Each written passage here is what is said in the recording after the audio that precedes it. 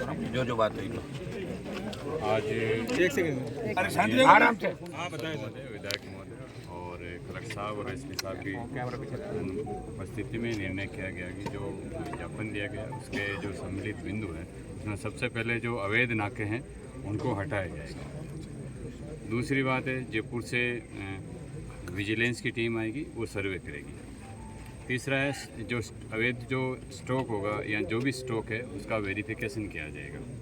चौथा है, इन्होंने जो नारायण जी ने और इन्होंने दूसरों ने सभी जो एक अवैध रवानों के संबंध में और एक ही गाड़ी बार बार यूज की जा रही है, तो उसके संबंध में एमई साहब को शिकायतें दी हैं, उनको ही जांच कर उसकी एफआईआर दर्ज करवाई जाएगी।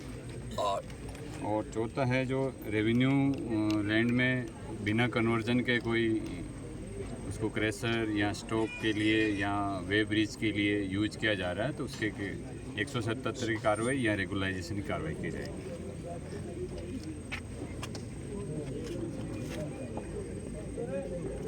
और ये हमें शांति को यार समझदार लोग एफआईआर का बोल दिया। हाँ, बोल दिया।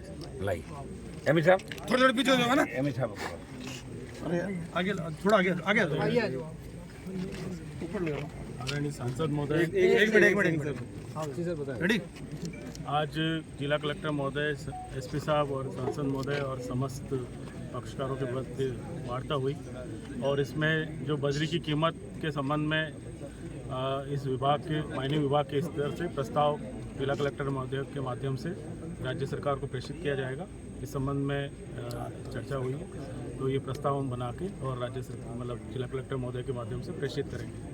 और दूसरा, जो अवैध रवाना है, इसके संबंध में आपने जो दिए हैं हमको डॉक्यूमेंट्स, उसके ऊपर हम जांच करके और इसकी एफआईआर दर्ज कराने की कार्रवाई करेंगे। और अवैध नाके के संबंध में एडीएम साहब ने आपको बता दिया कि अवैध नाके विजिलेंस की टीम आई रही और इसके अलावा मतलब अवैध नाकों की जांच करके जो भी अवैध होंगे उनको हटा देंगे। सर ऐसा क्या हुआ कि हनुमान बेनीवाल जी को आना पड़ा, हल्ला बोल कार्यक्रम रखना पड़ा, उसके बाद इस प्रकार से चीज़ें सामने आई? वो तो मैं बताता हूँ, वो साहब आ जाएगा। खड़े रहना आप। अब भाई शांति रखना बिल्कुल ना, आराम से एकदम। आज हमारे भोपालगढ़ विधायक, खेमसर विधायक, जिला कलेक्टर, पुलिस अधीक्षक, एडीएम साहब, एडिशनल एसपी, एमई और हमारे जितने भी प्रशासनिक अधिकारी थे, इनके साथ 2 दौर की वार्ता हुई।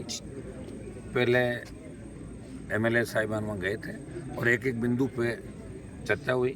क्योंकि जो स्टेट के इशू थे वो खाली हमें रिकमेंड ही करवाना है, जैसे स्टेट हाईवे टोल मुक्त कराना, फ्री बिजली की बात थी या रोजगार की बात थी, तो ये सारे इशू है वो स्टेट लेवल के हैं। या हमारे भीलवाड़ा के जो इशू थे, मेन इशू था कि बजरी माफिया का जो आतंक राजस्थान के अंदर है, उससे आम आदमी को राहत कैसे मिले, सस्ती बजरी कैसे हो। तो सस्ती बजरी के लिए एक रिकमेंडेशन माइनिंग डिपार्टमेंट जिला कलेक्टर के मार्फत राजस्थान सरकार को भेजेंगे। कल ये चला जाएगा कि बजरी की दरें कम की जाए, आम आदमी दरें इस स्थिति में नहीं है बजरी की दरों के मामले में। दूसरा, अवैध नाके जितने भी हैं, जितने लीज है, उस हिसाब से जो पॉइंट है वही रखे जाएं। अवैध नाके सारे हटाने की बात कर लिए और कल से ही अवैध नाके कल से हटने चालू हो जाएंगे। एक हम चाहते थे ड्रोन से सर्वे हो पूरे इलाके, कितनी नदी को खोदा है, कितने इलाके को खोदा, 3 मीटर ज़्यादा खोद नहीं सकते। तो ड्रोन विजिलेंस की टीम कल ही यहाँ पहुँच जाएगी इस क्षेत्र के अंदर और पूरा सर्वे करेगी। एक जो माल का स्टॉक है वो सही है गलत है, इसको अभी एडीएम साहब ने आपको बता दिया कि इस पर अगर आवश्यकता पड़ती है 177 कार्रवाई भी होगी। और वो अगर कृषि भूमि पे है तो इसकी पेनल्टी भी लगेगी। स्टॉक सही है गलत है, इसकी जांच भी विजिलेंस टीम करेगी और मैनुअल भी होगा कि भाई इसके अंदर किसी तरह का वो नहीं हो। और जो एक रवाना के जो रवाना फर्जी काटे गए, इसको लेके हमने लिखित में सबूत सहित एमई साहब को दिया है। वो एमई साहब की तरफ से एफआईआर दर्ज होगी लीज धारकों के खिलाफ। वो कल ही माइनिंग इंजीनियर वो एफआईआर कराएंगे। एक जो फर्जी रसीदें ट्रैक्टर और गाड़ियों की दी है, वो अलग अलग थानों में व्यक्तिगत रूप से जिनके रसीद हैं, इनको भी वहाँ एफआईआर दर्ज कराने के आदेश दिए। कुल मिला के वार्ता सकारात्मक रही। हमारा हल्ला बोल कार्यक्रम जारी रहेगा। आगे भी पर 2 दिन बाद नौर के अंदर है, फिर धोरीमन्ना के अंदर है, गढ़थाना में, फिर टोंक के अंदर है। राजधानी को भी घेरेंगे और बजरी का ठेका निरस्त हो और बजरी 50 रुपये टन या 60 रुपये टन किसान को मिले और बजरी माफिया का आतंक खत्म हो राजस्थान का। इसको लेकर राष्ट्रीय लोकतांत्रिक पार्टी जिन मुद्दों को लेकर हल्ला बोल करी वो हमारे जारी रहेंगे। सर कुल 23 मांगे थी आपकी, कुल कितनी मांगे मान ली गई? 23 में तो करीब आपका 11-12 बिंदु वो तो राजस्थान सरकार के थे। मुकदमा सर जैसा कि भी आप बता रहे हो, मुकदमा कल दर्ज कराएंगे, आज क्यों दर्ज नहीं हो रहा सर? वो हो जाएगा ना, उसमें तो कल मेरा आज में क्या है सर आप अभी रिया बड़ी में तो आपने रात को ही मुकदमा दर्ज करा के उठे थे, तो भीलवाड़ा में क्या हो गया ऐसा? करवा देंगे ना, हो जाएगा वो।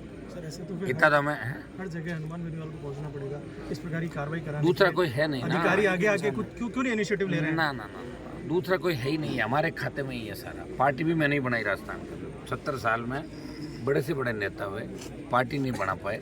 पार्टी बदलने का काम जरूर किया था, कांग्रेस बदल के भाजपा, भाजपा बदल के कांग्रेस, कभी लोक दल तो कभी जनता दल। पार्टी नहीं बना, पार्टी हमने ही बनाई। जब किसानों पर संकट आया तो देश की सत्ता हमने छोड़ी, प्रदेश की सत्ता छोड़ी, संतरी बन के सेवा करी राजस्थान में।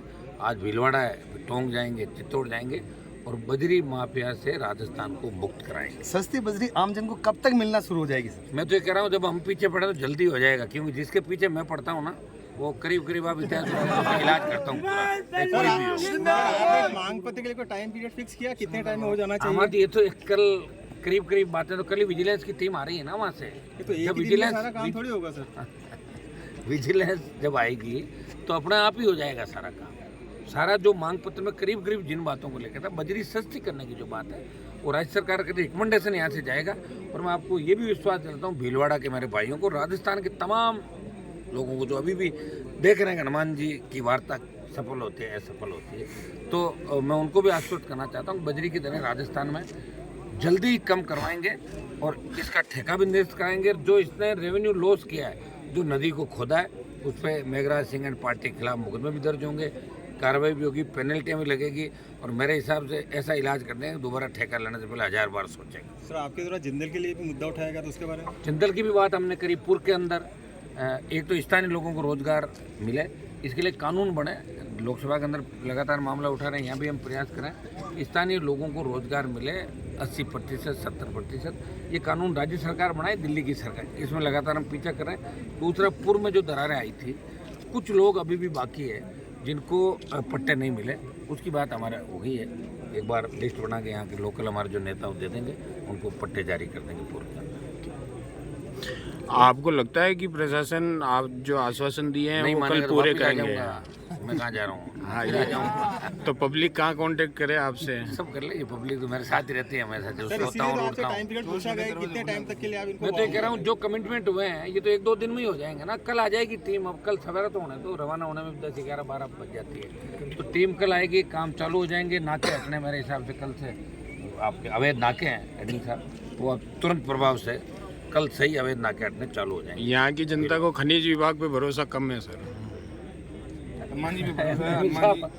अब तो भरोसा कह दो कि भरोसा करो आप हमारे ऊपर। भरोसा तो आपको ये फिल्म में था ना कि भाई अब तो डीजी वापस जग गया उस सिंह में। क्या कौन थे वो? इलीगल माइनिंग के विरुद्ध कार्रवाई में तीसरे स्थान पर राजस्थान में सबसे ज्यादा एफआईआर में प्रथम। मेरा वेट कर रहा है। वो तो एमई साहब आंकड़ों में है, आंकड़ों में ही है ना सर, वो सरकारी कागजों में है, वो तो धरातल पर नहीं है। एक मिनट सर, आज आप आए, रात को बैठे, तभी माइनिंग डिपार्टमेंट जागा।